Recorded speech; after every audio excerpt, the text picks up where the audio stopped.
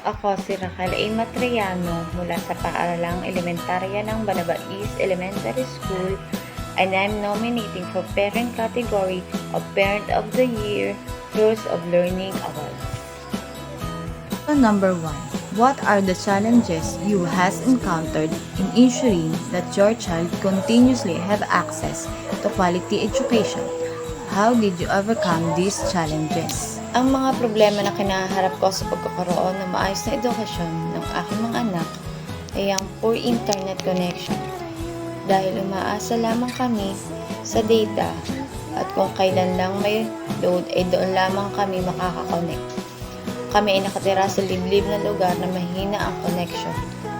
Kung kaya naman kadalasan ay itinataas pa namin ang aming mga cellphone sa mataas na bahagi ng aming bahay o kaya naman ay lumalabas kami para lamang makasagap ng signal. Naranasan ko rin ang pumunta sa barangay hall upang doon makikonnect. Pangalawa ay ang kakulangan sa kaalaman sa digital technology gaya ng Google Meet, Google Classroom at access sa DepEd Commons. Nagpaturo ako sa mga taong marunong nang gumamit nito at sumangguni din ako sa mga guro kung paano ito gamitin. Umattend ako sa libreng training sa barangay upang matugunan ang pangangailangan ng aking mga anak sa kanilang pag-aaral. Pangatlo ay ang lack of financial resources. Dahil sa hirap ng buhay, hindi ko mai-provide o maibigay o mabilhan sila ng sariling cellphone na ginagamit din naman nila sa kanilang pag-aaral. Kaya naman nakaisip ako ng bagay na pwedeng pagkuhanan ng extra income upang matugunan o mabili ang kanilang mga pangangailangan. Lastly ay ang distance of home to school. Malayo ang aming bahay sa kanilang paaralan kung kaya naman napipilitan silang maglakad at hanggang ngayon ay lakad pa din para lang matupad ang kanilang mga pangarap. Question number 2. Did digital technology help you to overcome these challenges?